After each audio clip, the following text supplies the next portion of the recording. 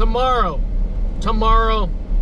I will have the big time announcement jacket on, that black jacket, the bow tie. You know that comes out only for big time announcements, and tomorrow is a big time announcement. Tomorrow is a big time announcement. This struggle got purpose and we grow. So whatever road we have to take next, all I need to know is that we'll roll with the punches.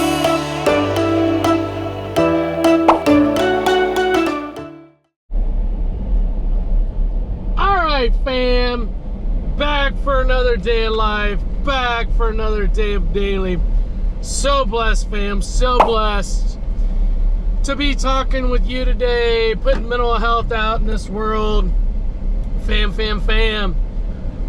One day, tomorrow, I will have the big time announcement jacket on, that black jacket, the bow tie. You know that comes out only for big time announcements, and tomorrow is a big time announcement. And we're so excited. You remember that big time announcement that I said that I was going to announce on April 1st? Well, it took some time, okay? It just took some time. Sometimes these big time announcements just take time, and it's finally happening, y'all. It's finally happening, and I'm so excited. I just can't hide it any longer. You know. I think that's a song anyway. Anyway, tomorrow, fam, we're announcing something so big that's gonna change. It's gonna change the way that we do mental health at Midwest Anxiety forever, fam. Forever. It's gonna change the way we do mental health. And I'm just excited to share it with you, that's all. Alright, y'all. Sit back, put on your seatbelts, and enjoy this ride around doing community mental health.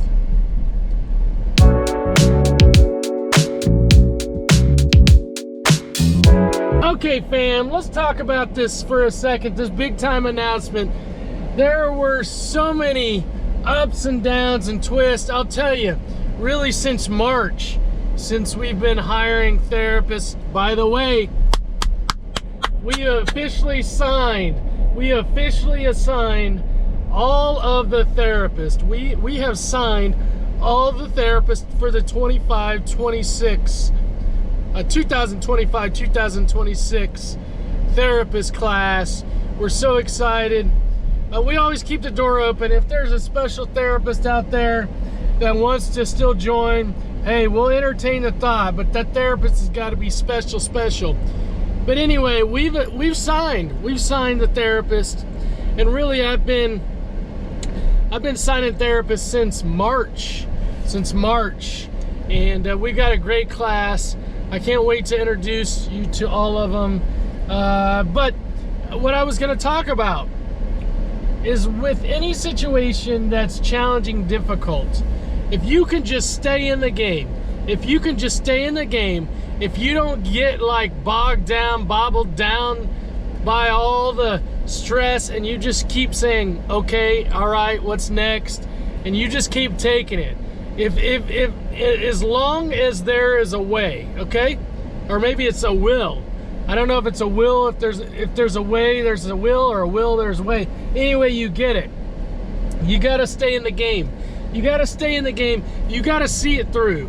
You gotta see whatever through. And the big time announcement that I'm gonna tell you about is, I actually, to be honest with you, I was uncertain that this was gonna happen probably 2 handfuls of times. There were things that we had to work out. There's things that we had to do. This is a first for Midwest Anxiety. Okay, so this is new territory. And you just have to keep going, y'all. I'm going to just keep telling you that. If it's anxiety, if it's depression, if it's financial situation, if it's relationship stress, whatever it is, you just got to keep going. Because here's the thing, if you stop, that's the end. That's the end, y'all. If you stop, if you just like give up, you give up, then that's the end. Now, I know some of you out there say you're gonna give up. You're gonna give up and you just stop, and then it's kind of like, okay, well, I gave up, but okay, now I guess I gotta keep going again, right? You start back up again. But truly, the only way to accomplish something, no matter how difficult, no matter how much of a struggle it is just to keep going no matter what. Until basically there is just no way, there is no way that it can happen, you just keep going. No matter how difficult it is, you gotta just basically take whatever the struggle is, the challenge, and you gotta break it down and just tell yourself, keep going, okay? I know it seems simple, but for some of us, we forget that the game isn't always at the finish line. The way to win the game is in between the start and the finish. If you don't keep going, I remember this. I ran a marathon back in 2019. And around, marathon's 26.2 miles. Around mile 25, I just physically and mentally was broke. I was broke, and I didn't know if I could take another step. I know that seems extreme, but it's true. With every step that I took, it hurt so bad. It hurt so bad. And here's the thing, y'all. Even though I ran 25 miles, which is a lot of miles, if I didn't keep going, I would have not finished. If I wouldn't have taken that next step, I wouldn't have finished that 26.2 miles. I would have failed. I would have been incomplete. Think about that for a second. I ran all those miles, but because I didn't keep going, I didn't complete it. If you don't keep going and you just quit, you never get to see all the goodness that comes along with your efforts, y'all. And I'm so excited and so proud to just have kept going. All right, enough of that. I gotta go see a client. All right, fam.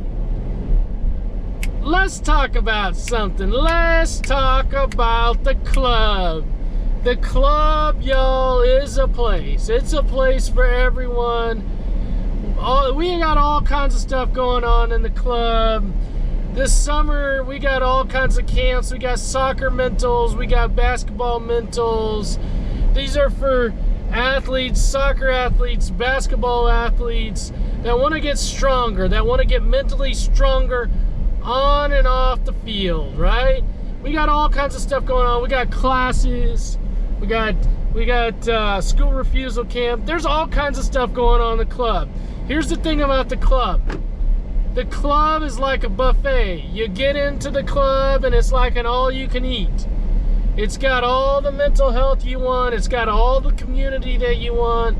All the resources. It's got everything is it. If it's not individual therapy, it's in the club, y'all. It's in the club.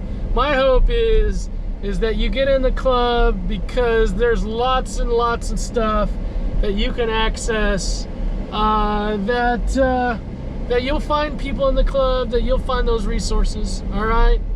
Hopefully we'll see you in the club soon. All right, fam. We're gonna talk about the off season. The off season, Randy. What is the off season? Well, the off season is coming up in about a week. School's out for the summer. In a week, we'll be singing that song. And the off season is June and July. June and July, when kids are out of school, that's the kids' off season. They're out of school, kind of like the Chiefs' off season is what? Is it February through like, I don't know, July, right? Then they go to training camp. The off season is, okay, when you got time on your hands, like the kids got time on their hands, what are you doing? What are you doing in that off season to make yourself better, to improve yourself? So when it is time for the regular season, August to May for kids, right? August to May, school, that's your season. That's your school season, right? The off season's about rest, relax, okay, have fun, go on vacation, I got it. But don't forget about that personal development. What did you struggle with in school this last year? What did you struggle with? And how might you improve whatever the struggles were in the off season? Some of you out there just think, hey, Randy, like I can just like downshift and take 2 months off and next school year will be better. Not so fast, my friend. No. We got to put the work in this summer. We got to put the work in this summer to be able to get back in August to have a better year than you did this year, right? So if you struggled with social anxiety and you struggled with engaging in class or engaging at lunch or recess or whatever it would be, what about that school refusal? If you had some school refusal, what about that homework? Did you avoid that homework, right? What about anxiety about taking tests, speaking up in class, okay? All these things. You that are out there, emetophobia, fear of vomiting, did you struggle to go into the lunchroom because you were afraid someone was going to get sick in the lunchroom, so you sat in the counselor's office? I don't know what your struggle was this last school year, but I want you to work on it this summer. I want you to take this off season, and I want you this next 2 months to have fun, yes, to relax, go to the pool, but also work on your struggles, okay? Can we agree to that? That this off season you will work on your struggles? I hope you'll make that commitment to yourself, so next school year you can hit it. You can hit it fast and furious right out of the gate. You can be stronger than you were this year. All right, let's get this off season, y'all. Let's get it. Hey, let's get it. All right, fam, I got one more thing today I want to talk about. Do you have a kid, an emotionally sensitive kid, and your child is just complaining? Complaining is not the right word. Your kid is sad, anxious about the summer.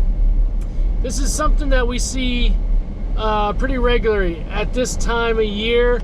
I was one of those kids where the school year, your child has basically seen their classmates, their teachers, been in this structure from August to May, however many months that is. I can't really count. Was that 8, 10? I don't know. Anyway,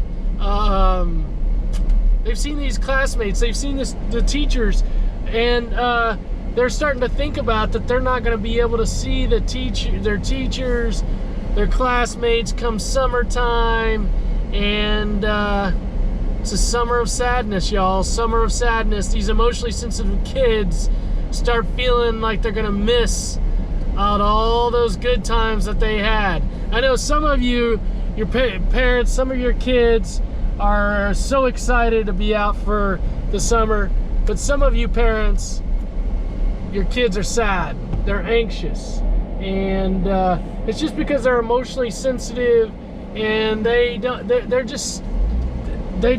miss the friends, they're gonna miss the classmates, they're gonna miss the teachers, and they're already starting to feel it.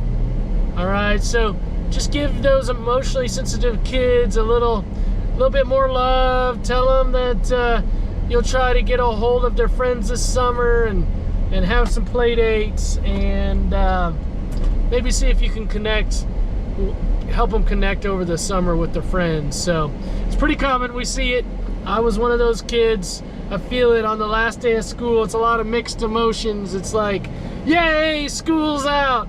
And then it's like, wait, I'm not gonna see you for like 2.5 months. Oh my gosh, I'm sad, I'm not gonna see you. and it's a lot of mixed emotions. All right, just give those emotionally sensitive kids a little extra love right now. All right, y'all, it's a good day. Good day. Stay tuned for tomorrow. Okay, stay tuned for tomorrow. I'm so excited. Tomorrow's announcement is gonna change the course of Midwest anxiety forever. All right. Hey, thanks for watching today. Hope you have a big smile on your face, lots of love in your heart, and see you tomorrow. See you tomorrow with a big time announcement. On track, now we gon' way up.